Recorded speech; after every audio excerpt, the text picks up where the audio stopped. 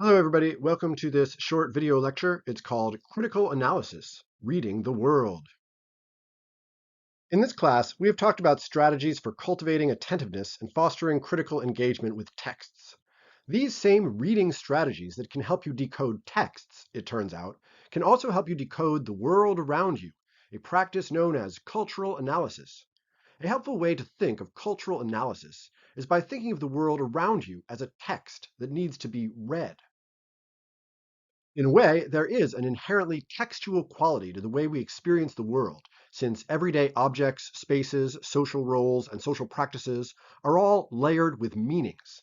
These meanings rarely express themselves openly, and even when they do, these explanations rarely exhaust the different possible meanings that a cultural object might be considered to have to different people and in different contexts. For this reason, social reality rewards the same kind of deliberate attentiveness that you use for reading a text. In fact, you're reading the world all the time. Of course, there are blatantly semantic things in the world, like stop signs and advertisements, but there is a kind of unspoken statement behind every cultural object that invests it with meanings, many of which we are not fully aware of. I wear this brand of shoes instead of that one. I have a strange feeling when I look at a slug. Something about seeing a certain celebrity on TV always makes me angry in a way I can't define. All of these behaviors and responses take place in a vast network of cultural cues that we tend to be mostly entirely unaware of. We are immersed in culture, we are shaped by it, and we also literally are it in the sense that humans act collectively to make culture what it is. There is a joke about one fish who says to another, "How's the water?" And the other fish replies, "What's water?" In the joke, fish don't know what water is because it is so ubiquitous that it is invisible. And the same can be said about our relationship with the cultural environments we inhabit. It is also important to recognize that these environments are not homogeneous, but pluralized, with different cultural zones of influence, overlapping, contesting, compromising, living in contradiction, and engaging in dialogue with one another. Sometimes it is these very tensions that make culture visible, but we still might not know what it is that we're seeing. Everything means something. In fact, everything means a lot of things, and all of these meanings exist in a jumbled up soup that is mostly invisible to us, or only felt subliminally, subconsciously, intuitively, instinctively, reflexively, in a way that is sometimes described as non-thematized. We act according to beliefs that we hold so deeply that we don't understand them or even perceive that we have them. The job of cultural analysis is to investigate these meanings, pull them into the light of self-awareness, and explore their interconnections and implications. These cultural meanings are encoded in us, in our own neuroarchitecture, not ours alone as individuals, but collectively as a species. Because these cultural meanings are expressions of trillions of human neurons spread out across the entire surface of the planet, across a deep timescale of millions of years, they tend to be very complex, deeply interwoven, and infinitely interpretable. In fact, these meanings may be the most complex phenomena that have ever existed in the universe. So any project of cultural analysis is a kind of thrilling plunge into a bottomless abyss, and this abyss is nothing other than human consciousness itself. This is where writing comes in. We have said that writing is the best tool that humans have for thinking through big questions, processing large amounts of complex information, and also of finding your own place among this new information, developing a personal connection with it. In the case of cultural analysis, this personal connection is a crucial starting point since, as we just talked about, culture is a human phenomenon that takes place through our daily experiences and that exists in the way we experience our relationship with the world around us. Using writing to perform cultural analysis can be a powerful way, therefore, not only of helping the human species understand itself more richly, but also for you as an individual to practice the Socratic dictum, know thyself. In the same way that taking notes on an article, writing up a summary, and articulating a response provides opportunities to use writing to develop a deep understanding of a text, these same strategies can also help you understand the cultural objects and ideas that surround you. Here are some steps for using writing to develop your own work of original cultural analysis. Number one, start with a specific object of analysis. As discussed previously, culture is too dense and all-encompassing to be manageable in its totality. The best cultural criticism zeroes in on very specific pieces of the world and reads them closely.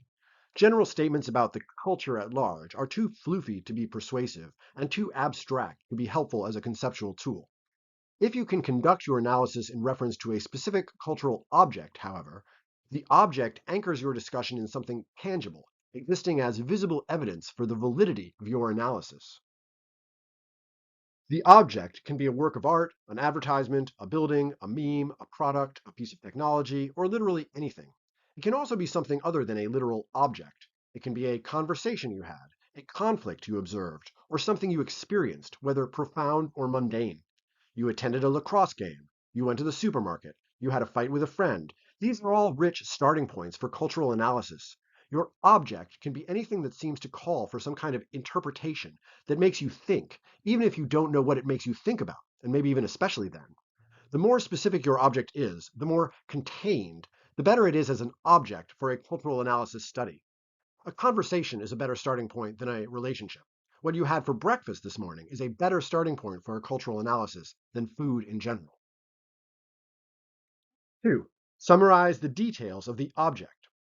One of the advantages of identifying a specific object is that it allows you to really zoom in and look at the specific features of the thing you're examining. In the case of an experience that you have, the specific elements you would want to take note of would be the specific words and phrases people said, specific facial expressions you noticed, nuances of body language, details of location and time of day, and even your own emotional response to the experience. In the same way that an attentive reader takes detailed notes of something they're reading, or in the same way that field zoologists take careful notes on the behaviors of the animals they observe, a good starting point for a cultural analysis is to record as objectively as possible the details of the object that you're investigating.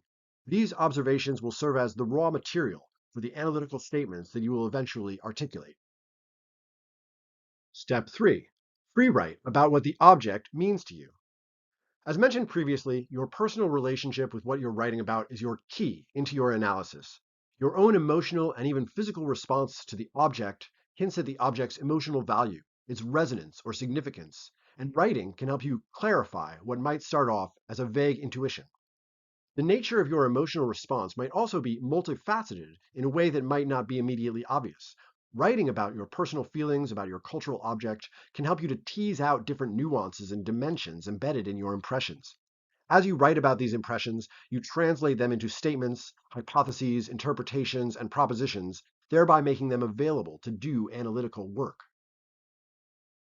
Step 4. Engage with other thinkers. Have conversations with your friends about your analytical object. Take advantage of class discussion to talk to your professor and solicit perspectives from your classmates. Read what has been written by other people about topics adjacent to the object you're writing about.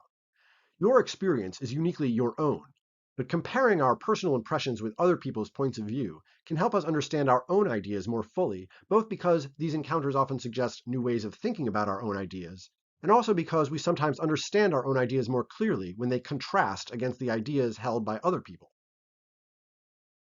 Step 5. Run your object through a variety of interpretive fields. Theorists who practice cultural criticism tend to adopt specific interpretive points of view. Thinking about your own cultural object through the lens of these different interpretive approaches can help you to reveal different aspects of your object.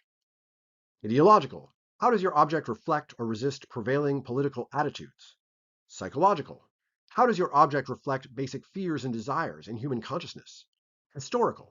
How does your object emerge from the historical circumstances in which it originated? Spiritual/metaphysical.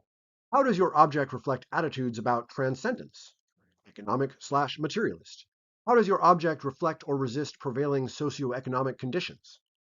Biological/ecological. How does your object express vital processes and tensions inherent to life itself? Identity politics. How does your object reflect cultural attitudes about race, gender, sexuality, ability, and religion? Step 6. Write. After subjecting your object to all of this thinking, talking, and writing, select the ideas that make the most sense to you or which seem the most interesting. There is no magic formula for writing a cultural analysis essay, but a good starting point is to use a technique similar to the annotated bibliography's summary response format. Your reader will need a detailed summary of the object that you're describing, especially if the object is an episode from your own personal experience, and then they'll want to hear how you interpret the object. Articulate a statement about some way that you can interpret the meaning of your cultural object. Then identify specific details, aspects, or elements of that cultural object that support that meaning, and explain how they do so one at a time. In the process, it is likely that your writing will start off with very specific details of a particular cultural object or personal encounter, and move toward more grandiose and far-reaching speculations about the nature of human reality. In the process of conducting this kind of analysis, you are helping the human species to understand itself better, challenging us all to achieve greater self-awareness and to use this new insight to build a more empathetic and more mindful future.